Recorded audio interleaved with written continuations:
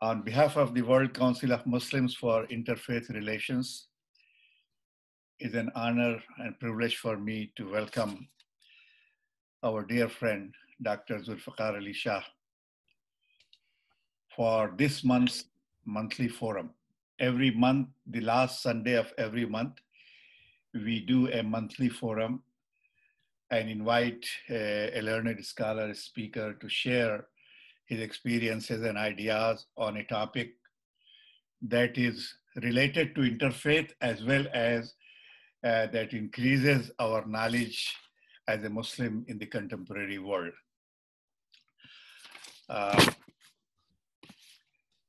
We will have a question and answer session at the end, inshallah, after his presentation. And if you want to ask a question, please just raise your hand through your bottom screen, and we will recognize hands as they come in, inshallah. If you don't want to ask a question, you can write the question and we can read it and answer it. We will also entertain very short comments, brief comments, no more than 2 minutes. So that will be at after the presentation is concluded, inshallah. Many of you know already Dr. Zulfiqar Ali Shah, and I don't need to give you a long introduction. But since there are many brothers and sisters from many places and they will be joining, we have a brother from Malaysia. It is 4 o'clock in the morning. And we will be joined by brothers in Australia and New Zealand and England and all over America, inshallah, as we proceed. Dr. Zulfiqar Ali Shah holds a PhD in theology and religious studies from the University of Wales, the United Kingdom, and an MA honors in Islamic studies with a specialization in comparative religions from the International Islamic University, Islamabad, Pakistan. He has taught at both the latter universities as well as the University of Wales and the University of North Florida, and is proficient in 5 languages, including English, Arabic, and Urdu. Dr. Shah has been actively involved in interfaith and intrafaith dialogue for more than 30 years and has served multiple Muslim communities in North America as their religious director and several Muslim organizations, including the Islamic Circle of North America, as its national president. Currently, he is the Secretary General of the Fiqh Council of North America and religious director of the Islamic Society of Milwaukee, Wisconsin. Dr. Zulfiqar Ali Shah is a renowned speaker, invited internationally to speak on comparative religion, theology, Islam, the Quran, Hadith, comparative fiqh, mysticism, Islamic civilization, the Abrahamic religions, and contemporary issues. He is the author of several scholarly articles and books, including Anthropomorphic Depictions of God, the Concept of God in the Judaic, Christian, and Islamic Tradition, Islam's Reformation of Christianity, St. Thomas Aquinas and Muslim Thought, Islam and the English Enlightenment, The Untold Story, Astronomical Calculations and Ramadan, a Fiqhi Discourse, and Ifta and Fatwa in the Muslim World and the West.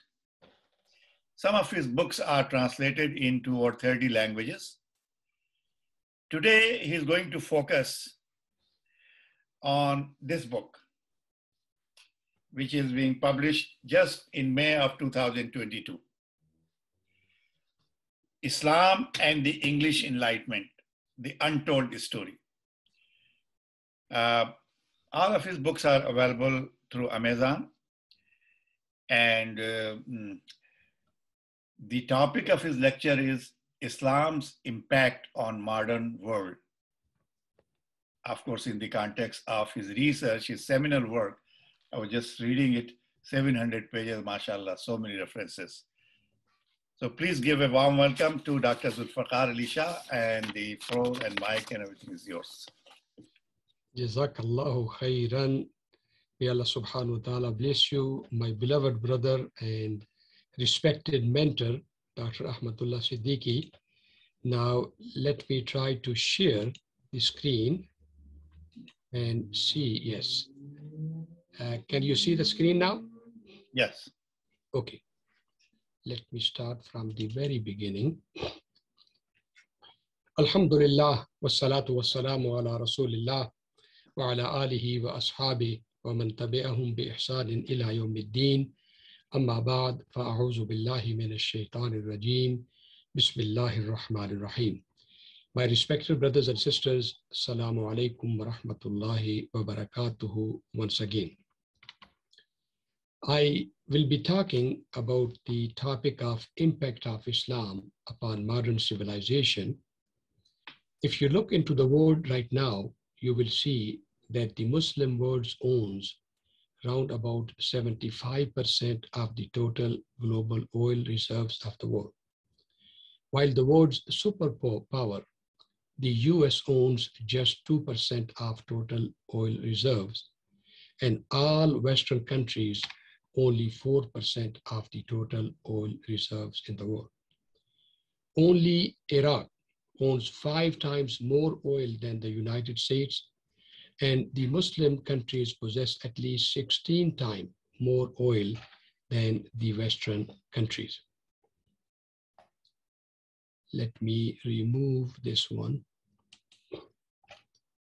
Now, if you look into the Muslims' agricultural land, you will see that almost 23 to 24% of the world agricultural land, almost 2,940 million hectares, are owned by the Muslim world. And some Muslim countries like Pakistan, Bangladesh, Iran, Iraq, Egypt, Turkey, Indonesia, Malaysia, they are major producers of agricultural products.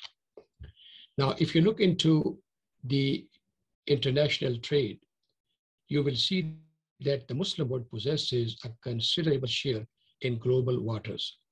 It is situated almost in the middle of the globe. Most of the water straits, let me see, and gulfs are situated in the Muslim world. The Muslim world has either control or access to the Black Sea, Caspian Sea, Red Sea, Persian Gulf, Mediterranean, Arabian Sea, Bay of Bengal, Java Sea, the Celebes Sea, Banda Sea, and the Strait of Gibraltar between Morocco and Spain, to name a few. If the Muslim world stands united, it could control major trade and business routes in the world. Now, if you look into the choke points in the world, Strait of Malacca, which is between Malaysia and the Indian Sea, Strait of Hormuz, which is between Saudi Arabia, Iran, and UAE, and then Bab el-Mandab, which is at the corner of Somalia as well as Yemen, and then the Suez Canal, or the Turkish Straits, Bosphor, as well as the Dardanelles, you will see that almost 7 out of the 9 world choke points, they are in the Muslim world.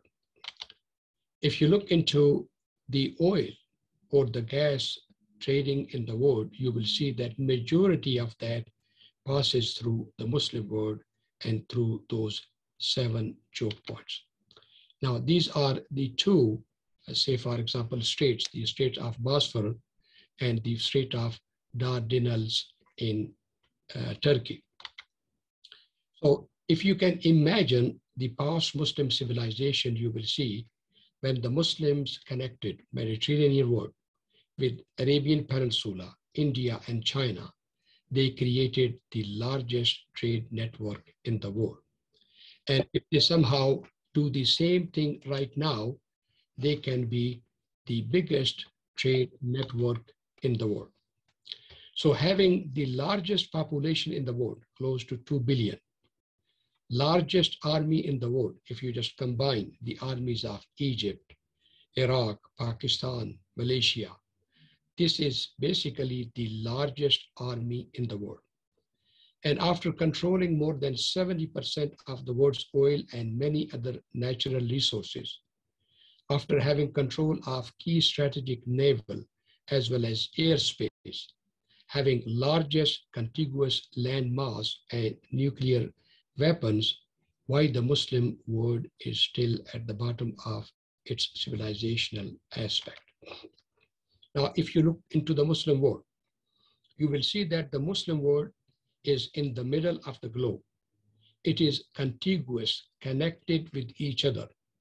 If they just start their own economy, if they just start their own network and use their resources, nobody can challenge them and nobody can play with them as the way they are playing with them right now. Now, in spite of all of these human as well as natural resources, there's lack of progress in science and technology. According to one estimate, the 57 predominantly Muslim countries have about 25% of the world's total population, but less than 1% of its scientists, who generate less than 5% of its science and make barely 0.1% of the world's original research discoveries each year. And research and development manpower of Muslim countries is only 1.18 of the total science and technology or technological manpower. If you look into the world poverty statistics, you will see that 50% of the world's poorest people live in the Islamic world, and 40% of the world's out-of-school children are Muslims. You will also see that the majority of 90 million refugees around the globe are Muslims. So we cannot deny the fact that the Muslim world is going through its dark ages. And the reason is, just like what happened in the medieval Christendom, is exactly what is happening in the Muslim world. In the medieval Christendom, you had at least main 4 characteristics which were used to determine the dark ages of Christianity. Number 1 was the supernatural, ritualistic, irrational, and theoretical religious mindset. Number 2, hierarchical social order, elitism, authoritarianism, and abusive culture, persecutory society, both political and religious, lack of rational discourse, and lack of religio-political liberties. And you will see what happened during the dark ages of Europe is exactly what is happening in the Muslim world of 19th to 21st century. Based upon what is happening in the Islamic world, Islam, Muslims, and Islamic civilization are under siege in the West. Subsequent to the tragic incidents of France and President Macron's misplaced reaction to it, Islam as a religion and community has witnessed some of the worst attacks upon its heritage and legacy. To President Macron, Islam is in crisis all over the globe and in dire need of enlightenment. Now, the president is perhaps unaware of the historical fact that Islam played an important role in the French, English, and American enlightenments of the 17th and 18th century. It is the Muslim world and not Islam as a faith which needs enlightenment and revival. Now, this is the contention of my book, Islam and English Enlightenment, The Untold Story. I am arguing that Islam as a faith does not need enlightenment because that is the source of enlightenment. And England, France, or you can say Europe as a whole, use the Islamic ideology, Islamic theology, or Islamic religio-political thought to come out of what they termed as the Dark Ages. It is the Muslims who have abandoned that ideology and that proper understanding which is causing them not to have the progress or modernity or the enlightenment. So my contention in the book is that the Europe of 16th and 17th century, they were marred with internal strife, religious wars, instability, insecurity, economic stagnation, irrationality, absolutism, and persecution, as it is happening in the Muslim world of 21st century. Europe's transition from its medieval absolutist old regime to enlightened republicanism passed through the Islamic world, its religion, wealth, sciences, institutions, ideas, and practices. Now, it is claimed, as you are quite aware nowadays, that the Western civilization is the superior mother of all civilizations, the true blessing to mankind. The West has achieved this climax on its own without any external non-Western help. Colonial Europe and its institutions are directly linked to ancient Rome without any intermediaries or interlocutors. MashaAllah, it seems my teacher, Dr. Jamal Badawi, has just joined. Ahlan Ustazana. Ya marhaban bikum Ustazana.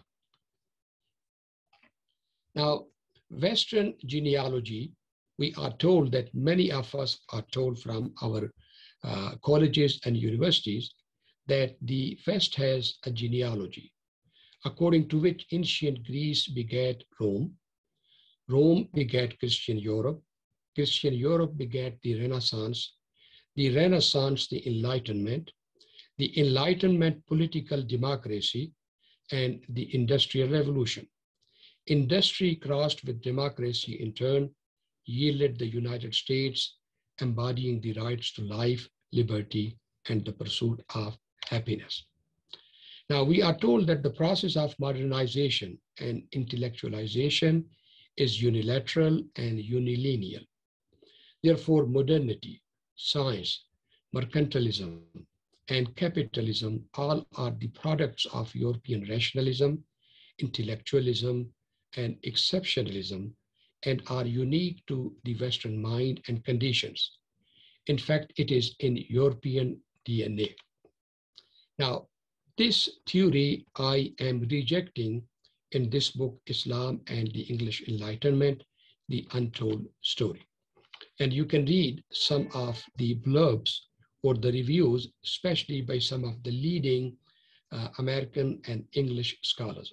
For instance, Michael Gillespie, the professor of political science and philosophy at Duke University, he wrote Zulfiqar Ali Shah's Islam and English Enlightenment, The Untold Story, offers an important and hitherto underappreciated account of the impact of Islamic theology on the development of European and particularly English Enlightenment, tracing the path from the early Reformation through the development of anti-Trinitarianism and the Enlightenment. This is a book that anyone interested in stepping outside a Eurocentric view of the rise of the West and of the modern age must read. Gerald MacLean, one of the known writers about East and West intercultural and intercivilizational encounters, he writes, in this compelling and comprehensive study, Dr. Zulfiqar Ali Shah responds with clarity and precision to those who continue to maintain that Islam is in need of some form of rational enlightenment.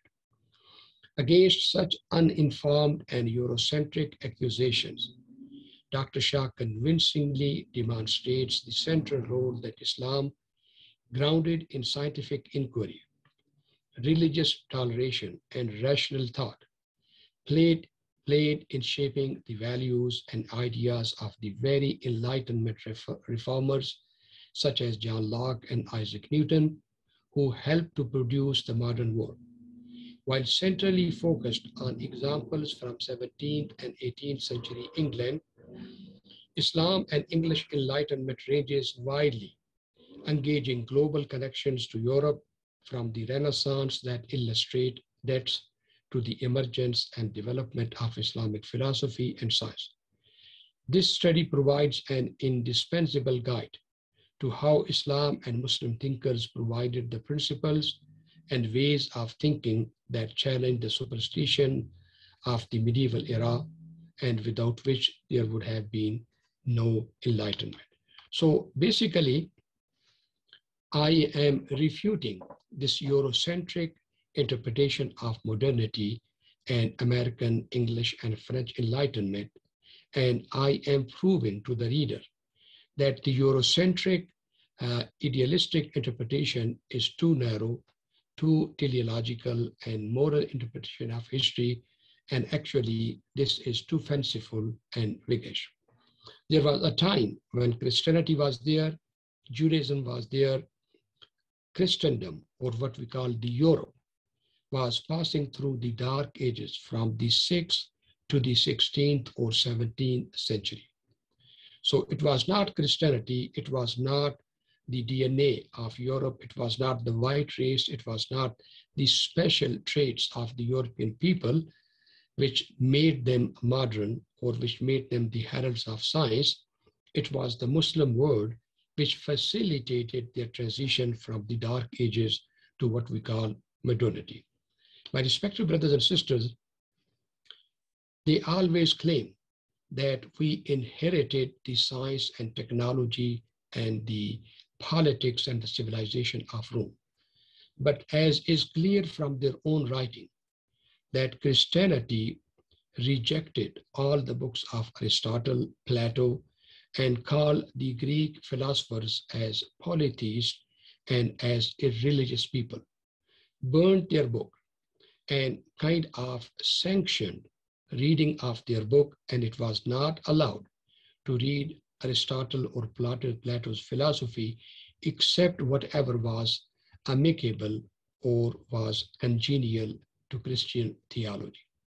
So you can imagine that from the 6th century till the 16th century, there were not much of the writings of Plato or Aristotle or many of the Greek philosophers.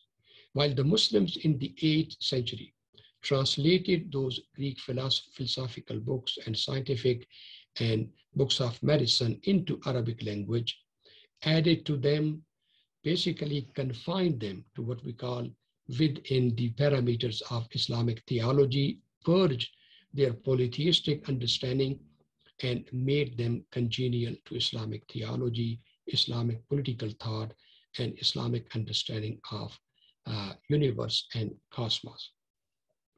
So West could have not have the access to Greek philosophy or medicine except through the translations and editions of Muslims.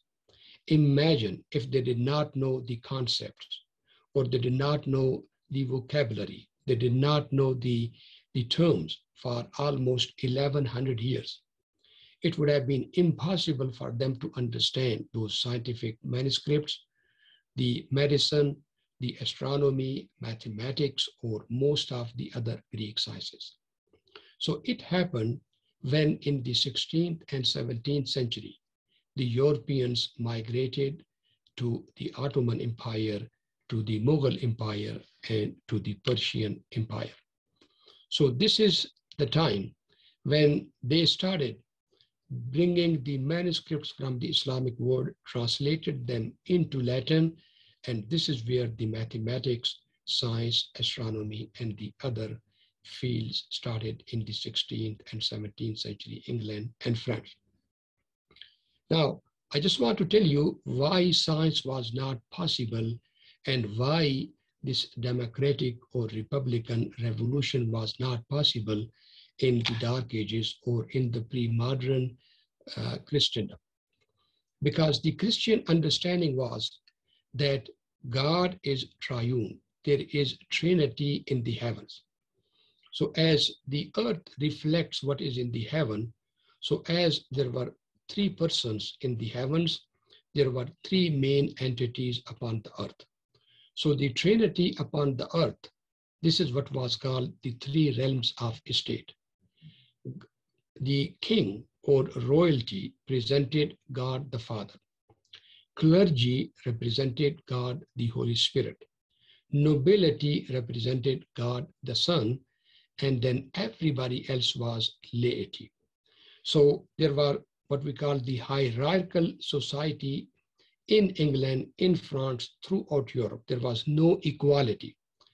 The laity was 98%, while the clergy, nobility, and royalty were just 2%, but they ruled the entire countries, the entire society, while the 98% were just slaves, just there to serve, just there to pay the taxes.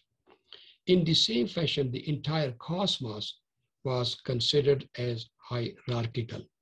And I would say that even the human body was considered triadic. There were three kinds of blood according to the Christian science: the natural blood, the vital blood, and the animal spirits in it. At the same time, the fluids were two kinds of blood and nervous fluid. The liver was the source of dark red blood, the heart of whitish red blood, and the brain the seat of nervous blood. So you can imagine, because of the Trinitarian interpretation, even human body was divided into three kinds of fluids, three kinds of blood. And you can imagine how could somebody study the human body or study the universe if there's not one law, one God, or one kind of what we call the framework or universal law. The pre-modern Europe was divine right monarchy. According to them, king was appointed by God. He or she can make the law or break the law. Nobody can ask them the question why they made such law and why they broke such law, because they rule in the name of God, and only God can ask them or judge them. The church was also divine right, because the church spoke on behalf of God, so nobody can ask them any question about their dogmas, about their rituals, about their canon law. And if anybody doubted Trinity, or doubted incarnation, or crucifixion, or the authority of king, or the authority of the bishops or the popes, or the authority of the magistrates, they were burnt alive on the stake. So the society, pre-modern society, 16th, 17th, and even 18th century England, France, entire Europe, they were persecutory, suffocating society with suffocating religio-political theology. And also, one thing needs to be clear, that supernaturalism or irrationalism, this is something which is a mindset which does not allow any kind of science, any kind of technology, because everything is miraculous. You just believe in Trinity, you can't understand it. Why Jesus died upon the cross for our sins, you can't understand it, you have to believe in it. Why God has to come and incarnate in a human being, you can't understand, you have to just believe.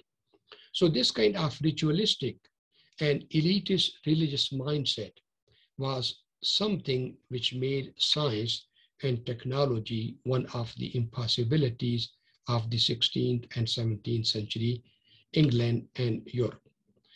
Now, because Enlightenment and the scientific revolution began from England, so we are told that the English society is the mother of all other enlightenments. It was the English philosophy or English theology or English ideology which was translated into the American Revolution, or which was translated into the French Revolution. So everybody claims that the Enlightenment took place in England, and from there it was transmitted to the other parts of the European continent. But my brothers and sisters, if you look into the figures or the history of England, you will find that the early 17th century England was a small country with a population of around 3 million. By the middle of the century, around 5 million, while just one of the three Muslim empires, the Indian Mughal Empire, had a population of 150 million in 1608. Now, if you look into the pictures of London in the 17th century, you will see it was a small city, a small population, and it was not even considered equal to any of the cities in the Muslim world like Istanbul or Delhi. The Agra or Delhi at that time had more than 2 million people, while London had only 10,000 people in 1608. Now, also you will see that it was, an agrarian society, an impoverished economy, undernourished people, limited natural resources, premature deaths, primitive living conditions, unstable society. Actually, it was such a stratified, divided, unstable, and upside down society that there was not much of technology, knowledge, math, science, or even what we call the civilizational aspect of the society. There was not much of the medical facilities, science, trained physicians, industrialization, secular colleges. You will be astonished to know that Oxford and Cambridge universities were religious seminaries where the Bible, church fathers, joined the meeting. Everybody else basically studied religious. There was no math, no science, no chemistry. None of those subjects were taught at Oxford or at Cambridge. Now, every kind of disorder you can read, and basically the statistics are given, every kind of disorder has taken place in the early 17th century England. Civil war, war with France, war with the Dutch neighbors, war with Spanish monarchy, all types of war have destroyed its economy. And just the Civil War had killed 190,000 people between 1640 and 1660 in England, 60,000 in Scotland, and 660,000 in Ireland. People were killed, maimed, and burned due to their religious and political beliefs. There was no liberty, no freedom, no democracy, and no even basically you can call commoners' participation in the political or religious system. Now, if you look into just the standing army, England did not have any standing army. Basically, it had militias. Till 1660, they had minimal number of militias. In 1685, there were fewer than 9,000 soldiers in the English army. And you can see that even during William III's reign, from 1695 to 1697, the total number of people who were just put on the paper were 100,000. And the parliament reduced that number to 77,000 in 1697. While in 1608, the Indian Mughal army kept a staggering 4 million men under arms, and the Ottomans in the 1660s kept over 225,000 men in all. So you can imagine who were the superpowers of that time. I'm running out of time, so I will just go to basically, let me summarize it.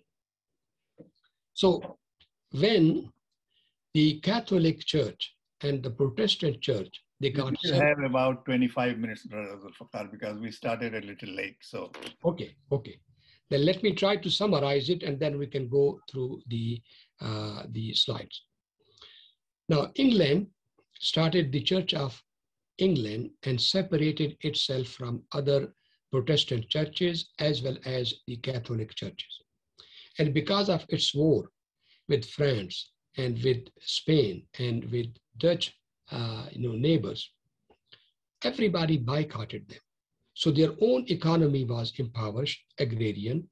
They could not trade even with the European power. That's the time when the Queen of England, Elizabeth, wrote a begging letter to Sultan Murad of the Ottoman Empire. Even before that, you will see that in 1536, King Francis I of France, he begged Sultan Suleiman the Magnificent for help when he was arrested and humiliated by the Spanish king. So starting from 1536, the French were totally dependent upon the Ottoman Empire for protection against the Habsburg monarchy of Spain. And then from 1580, when Queen Elizabeth begged Sultan Murad for help, the Sultan allowed the English to work and trade in the Ottoman Empire, 1580. That's where the Levant Company, Levant is basically what we call Syria, Jordan. Levant is the sacred biblical name for what we call the Holy Land. So they started the Levant Company, and then in 1600, they started what we call the OIC, or the Indian company, and the name was called East India Company, EIC. East India Company, they started in 1600 when the Mughal Empire allowed them the same capitulation or the rights to work. Then they started the Africa Company to also business and do and trade in what we call North Africa.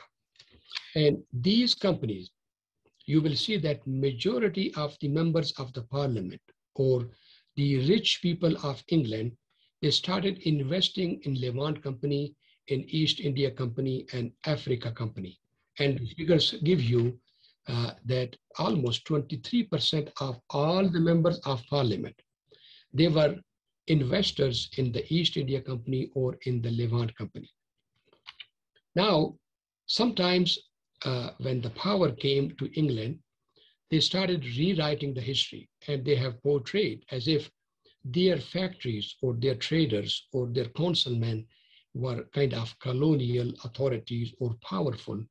No, from 1580 till almost 1780, for 200 years, they were subdued traders and not colonizers. Majority of them left at the age of 15 and 18. And remember, it was not the modern ships or the aircrafts which were carrying them from London. They were having small ships, and it would take them 9 months to get from England to, say, for example, Surat or Istanbul, and majority of them will die on the way. But because the lure, or you can say the allure of the Ottomans and the allure of the Mughal was so much that, like now, as the Muslims are dying to reach to Europe, at the same fashion, at the same time, the English, French, Italians, they were dying on the way to make it to Istanbul or to make it to Surat or to make it to Persia. So they made their fortunes in the Muslim world, got the money, learned skills, dressed like the Ottomans. Basically, majority of them, multitudes of them converted to Islam. And that's where you will see that majority of them will start calling themselves Mohammedan Christians, Turks, Moors, or they will say, we are the Christians who follow the Unitarian theology instead of the church Trinitarian theology.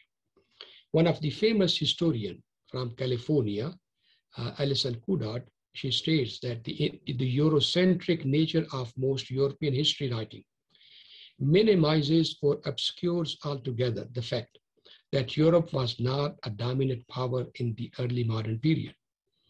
Just as it obscures the role that Islam played in shaping European identities. Few people realize how terrifying and threatening, but at the same time, how awe-inspiring Islam appeared to early modern Europeans.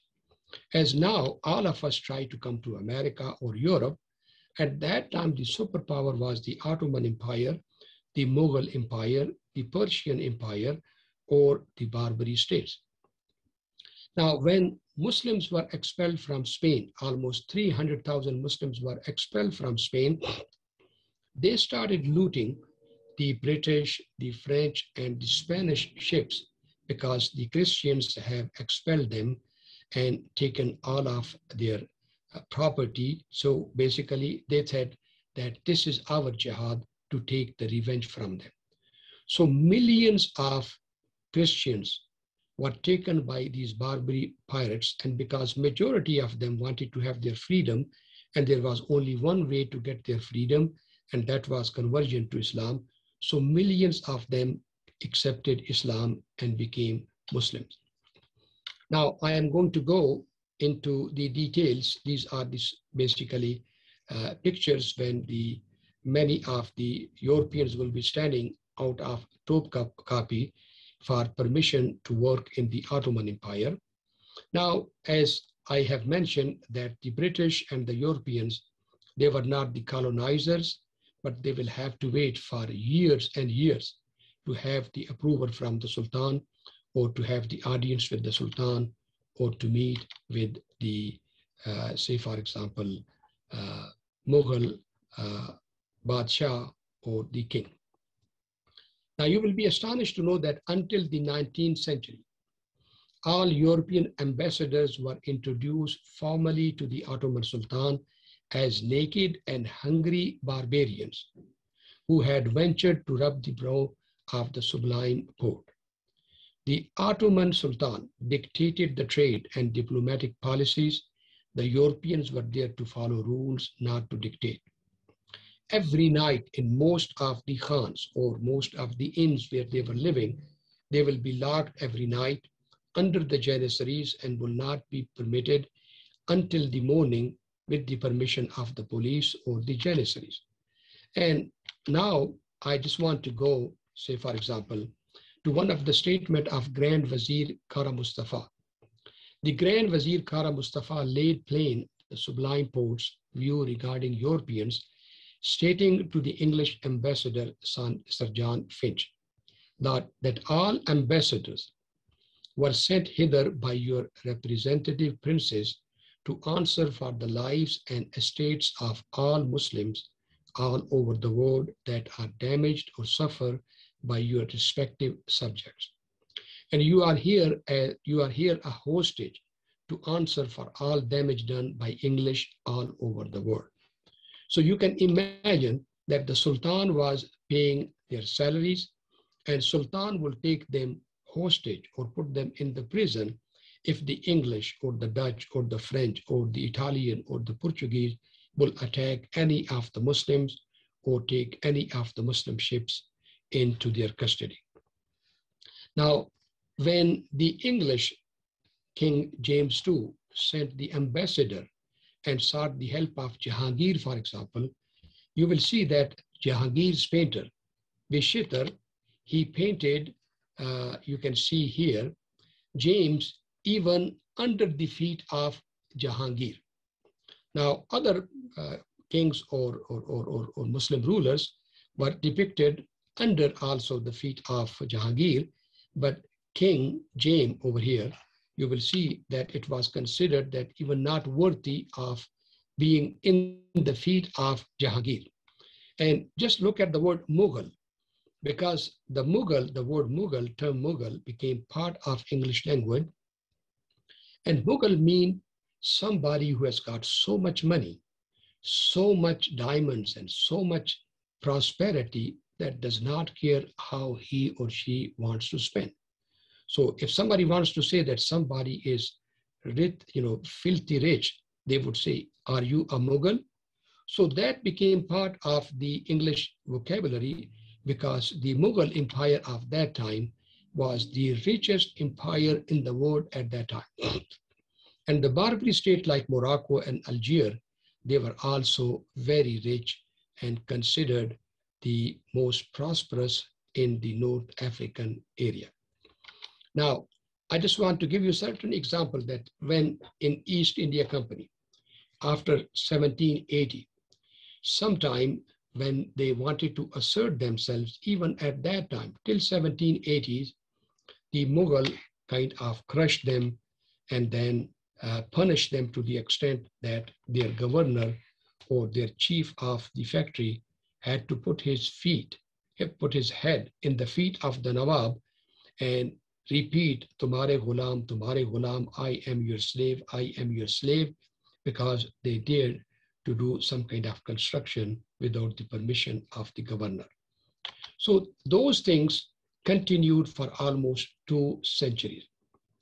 From 1580s to 1780s, that was the situation, and there was no dictatorship, no authority. The English Raj came later on after 1780 because of the internal strife of the Mughals, and we can talk later on because that is also a separate part of the history. So for 244 years, the Levant Company traders, consuls, ambassadors, and visitors, they lived in various cities of the Ottoman and the Mughal and the Persian Empire. They interacted with the Muslims, learned Arabic language, learned Persian, learned many of the Muslim languages. And then many of them, because they had doubt about Trinity, they could not ask questions about Trinity. When in the Muslim world, they had interaction with the Muslims, and majority of them became Unitarians and what they call the Muhammadan Christians. So to save their faiths, Levant Company brought chaplains so that they can save their faith. And you will see that between 1597 to 1782, there were 24 Church of England priests who were sent to Turkey, or just to one city, which is Aleppo or Halab. And many of these, they were known graduates of Oxford University, Cambridge University, many of them members of the royal family, friends of notable scholars such as Samuel Johnson, Robert Boyle, John Locke, Isaac Newton, and others. And when they were there, they were asked by the king and by the Archbishop of Canterbury to bring Muslim manuscripts from the Quran, Hadith, theology, history, science, mathematics, astronomy, alchemia or alchemy, and all other sciences which were available in the Muslim world but not available in Europe.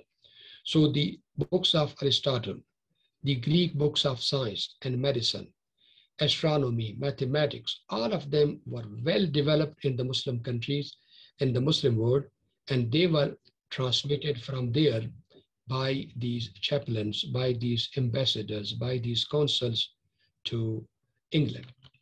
So if you look up the name of Edward Pocock,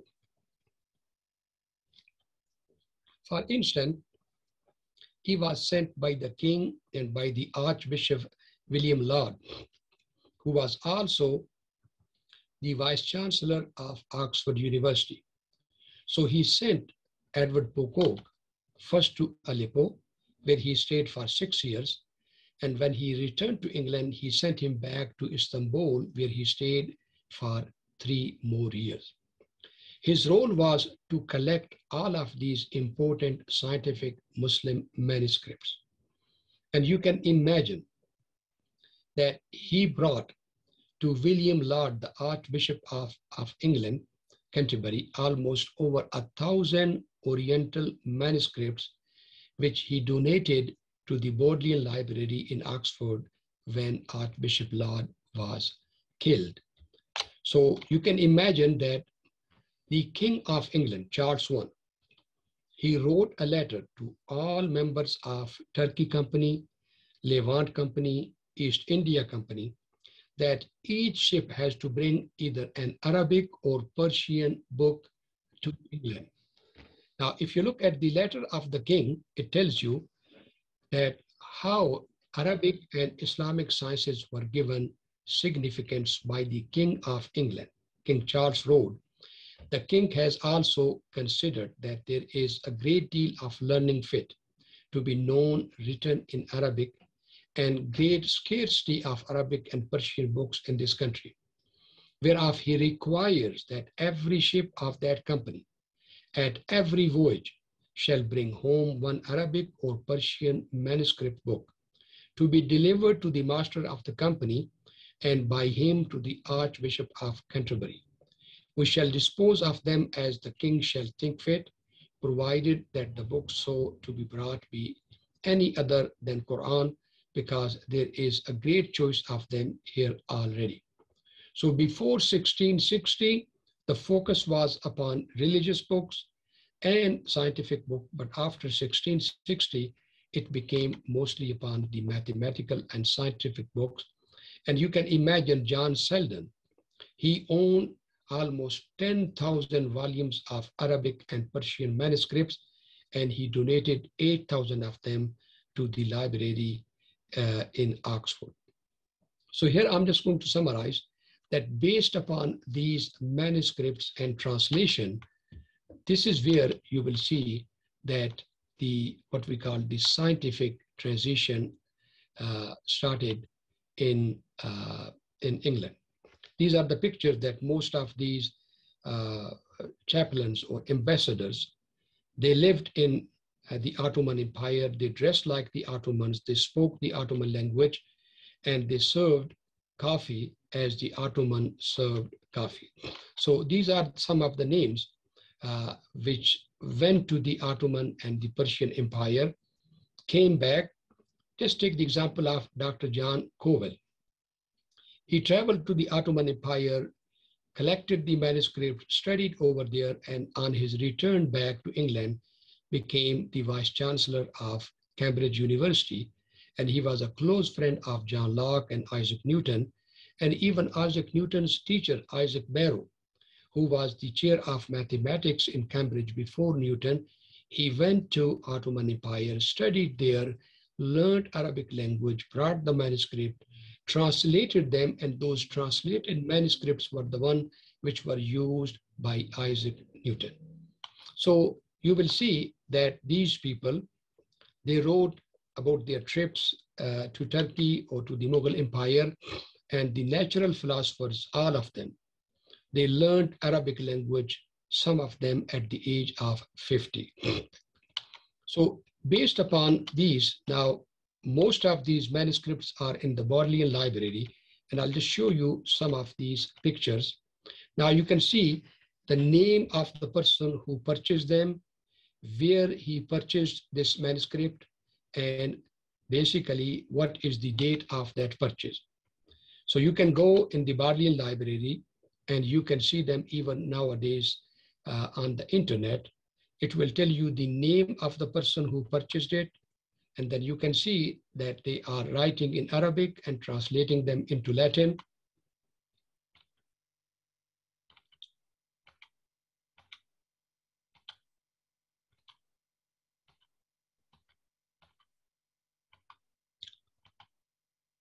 All kinds of manuscripts, from medicine to astronomy, to science, to geography, to surgery, to even gynecology, to various kinds of medications, and even the word geographical maps, starting from Idrisi's time to all of these developments which Muslim did.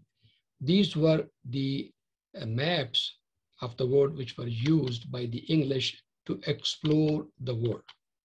And definitely they expanded upon it, but the impetus or the original science was shared with them from the Muslim world.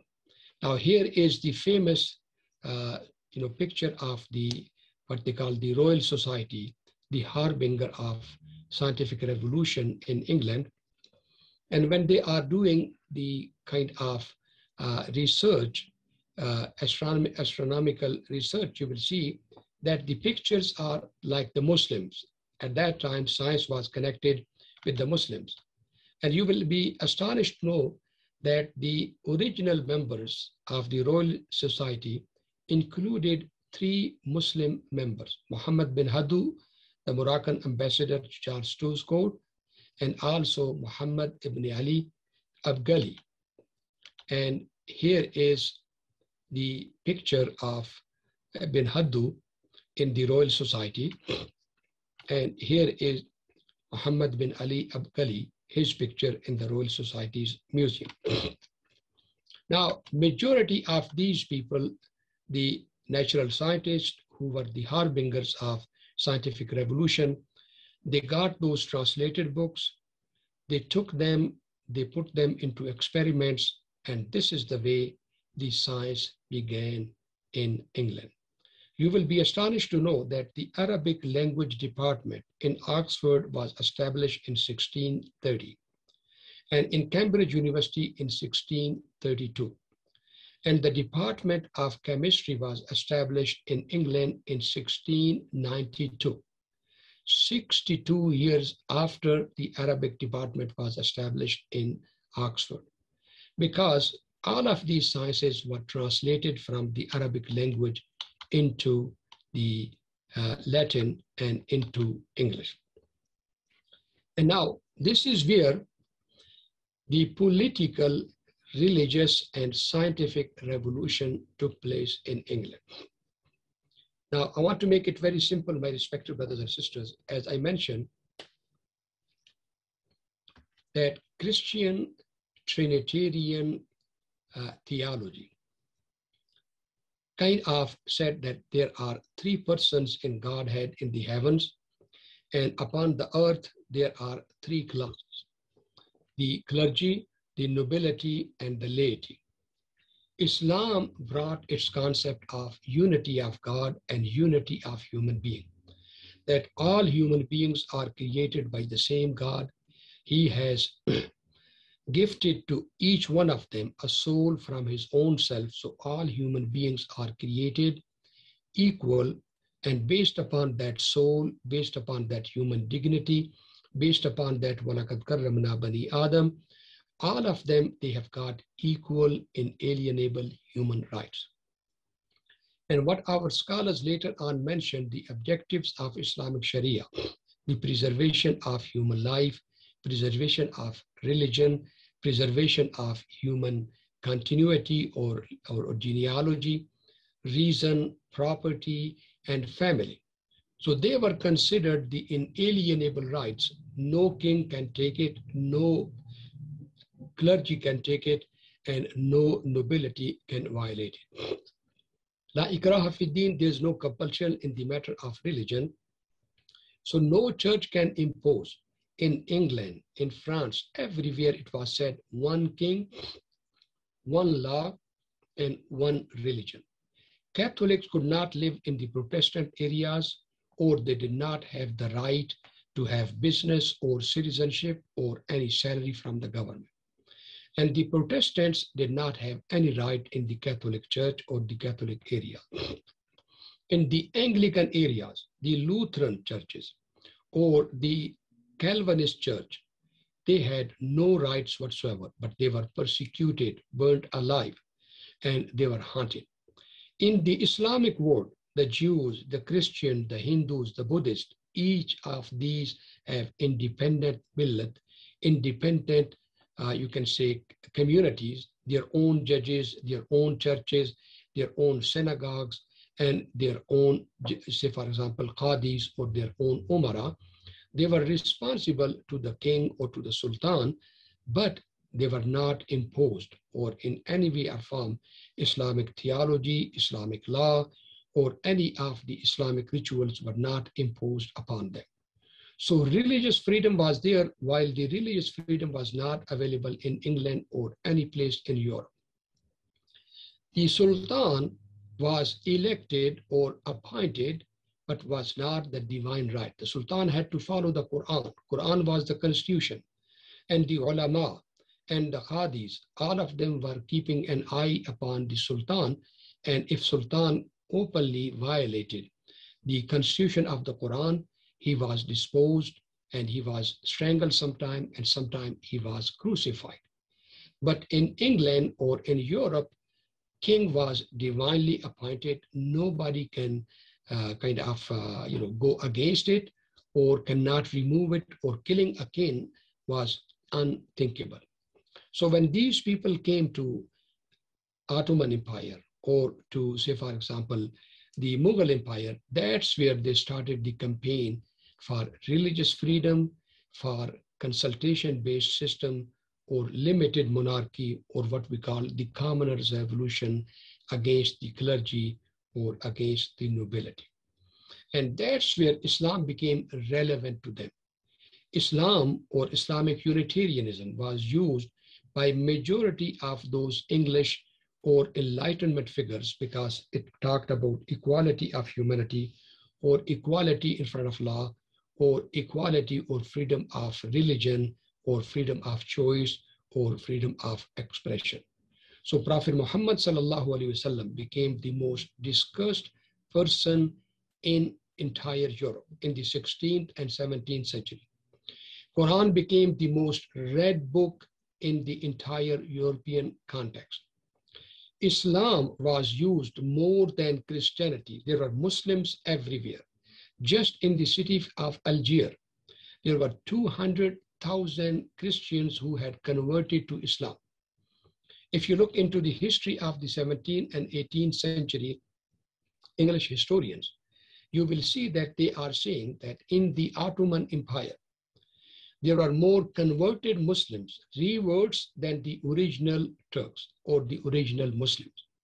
Some of them became the prime ministers, many of them became the grand viziers, and most of them were the pashas who were running the affairs of the Ottoman Empire. You will see also, look at the picture of Charles I or King Charles II or James II. You will see them dressing in the Ottoman attire.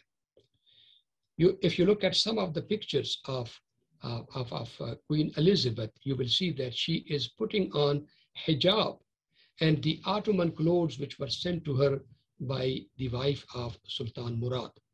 So as nowadays we put on tie and dress, say for example, like Americans or like the Westerns, at that time, becoming connected with the superpower of that time was either to dress like the Turks or like the Mughals.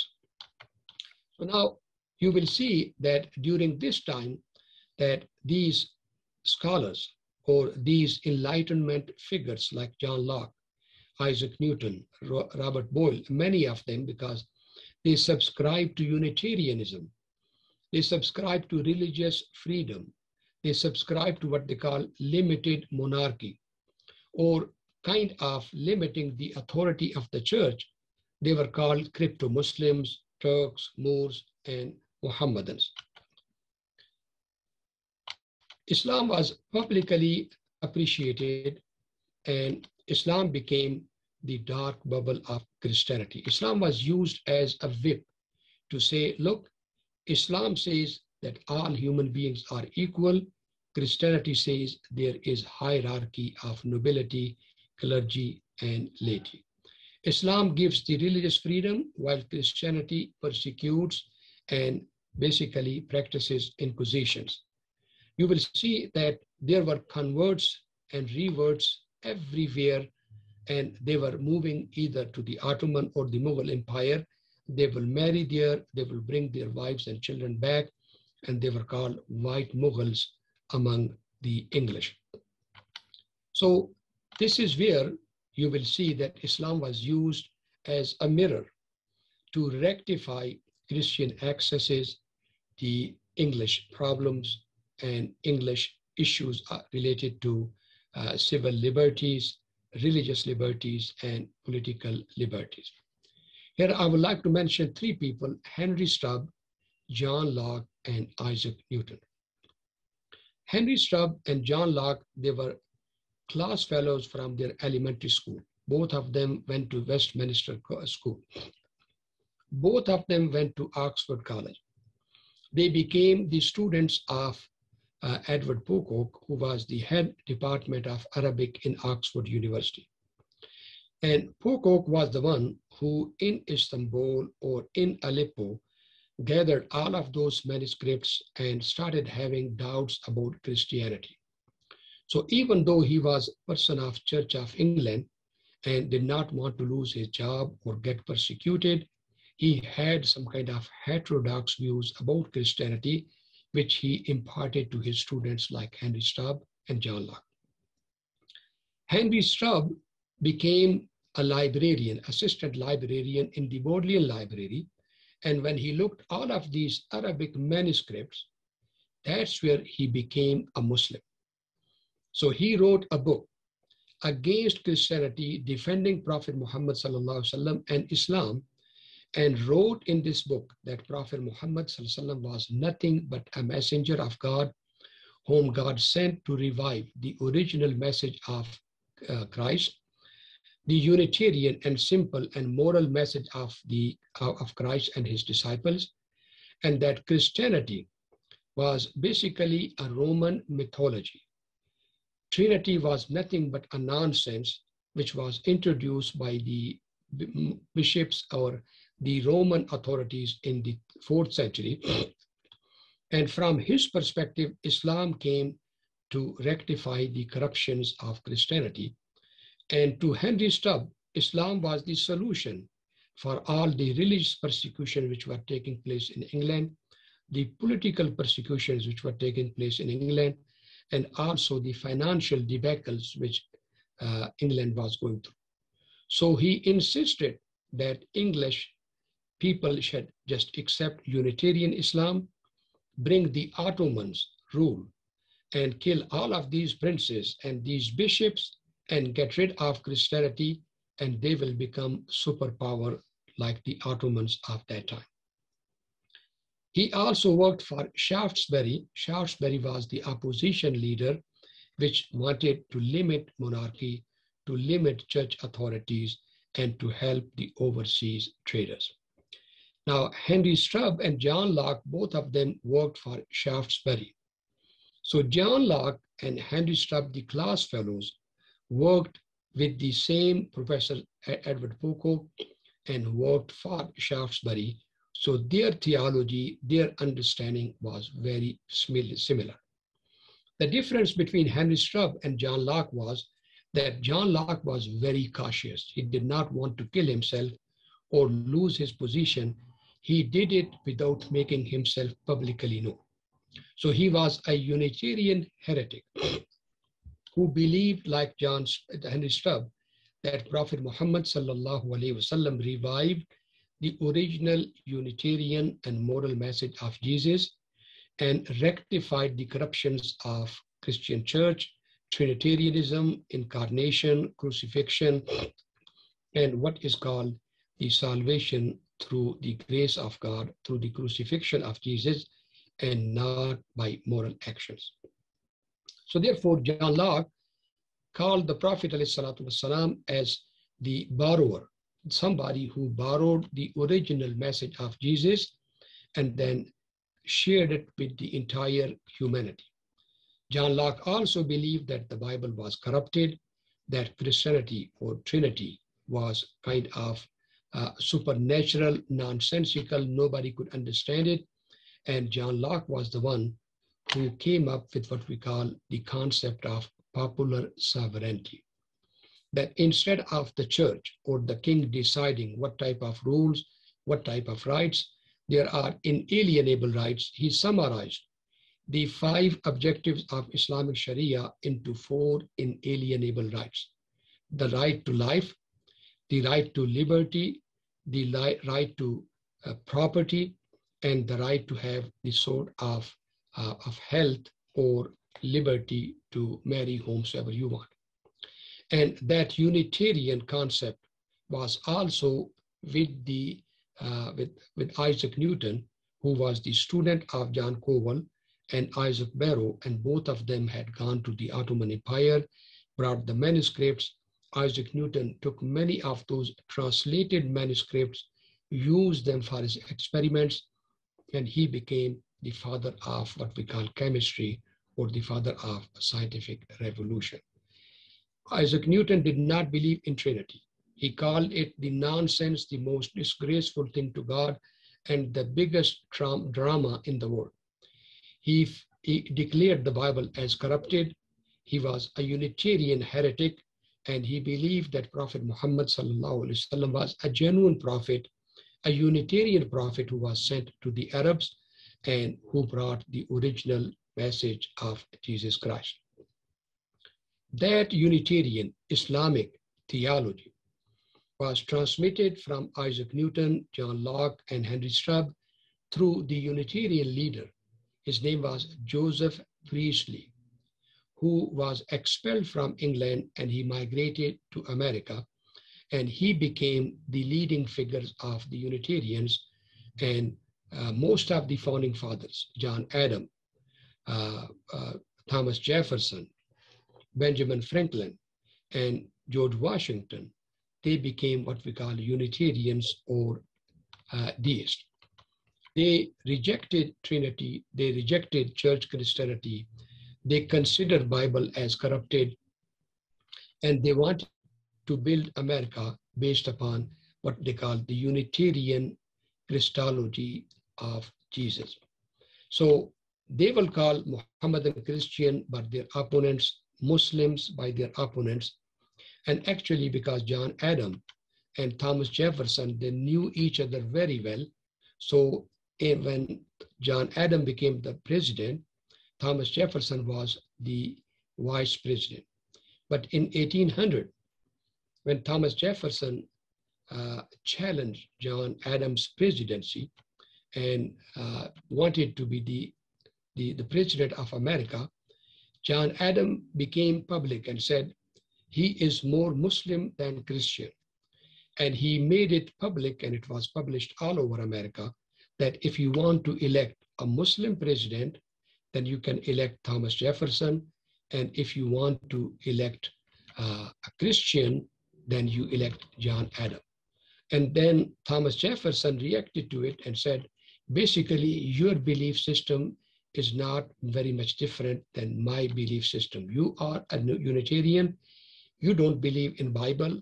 You don't believe in Trinity. And this is the exact thing which I do. So basically, if you look into the founding fathers of America, they, in line of Isaac Newton and John Locke, they were anti-Trinitarians.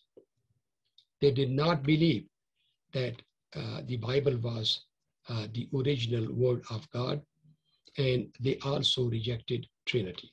So I'm going to conclude it here with some statements of Thomas Jefferson, and then I will give you the opportunity to ask the question. In 1787 Notes on the State of Virginia, Thomas Jefferson stated, millions of innocent men, women, and children since the introduction of Christianity have been burned, tortured, fined, and imprisoned. What has been the effect of this coercion? To make one half of the world fools and the other half hypocrites, to support roguery and error all over the earth. So now about the Bible, he said, for if we could believe that he, Jesus, peace be upon him, really countenance the follies, the falsehood, and you can basically say that all the corruption in the Bible cannot be attributed to Jesus. And let me go to here he says about the absurdity of Trinity. To him, this paradox that one is three, and three but one is so incomprehensible to the human mind that no candid man can say he has any idea of it. And how can he believe what presents no idea? He who thinks he does only deceives himself. He proves also that man, once surrendering his reason, has no remaining guard against absurdities the most monstrous, and like a ship without rudder is the sport of every wind. Now he says that the Trinity is so nonsensical that nobody can attribute it to Jesus, peace be upon him. Doctrines which flowed from the lips of Jesus himself are within the comprehension of a child. But thousands of volumes have not yet explained the Platonism engrafted on them.